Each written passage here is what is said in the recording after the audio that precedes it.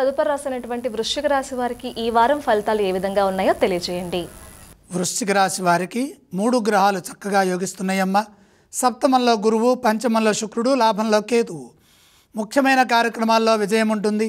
మనోబలంతో నిర్ణయాలు తీసుకొని సకాలంలో పనులు మొదలుపెట్టి విజయవంతంగా దృఢ సంకల్పంతో పనులు పూర్తి చేయండి.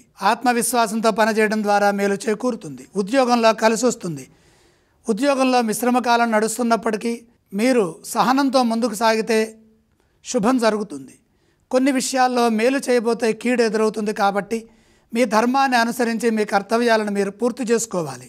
ఇతరుల విషయాల్లో కలగజేసుకోవద్దు. అపార్థాలకు అవకాశం లేకుండా సంభాషించాలి. ఆర్థికపరమైన విజయాలుంటాయి. ఎంత కృషి చేస్తే అంత ధనలాభం పెరుగుతుంది. పెట్టుబడుల విషయంలో 1-2 సార్లు ఆలోచించాలి. స్పష్టత వచ్చిన తర్వాతే పని చేయాలి.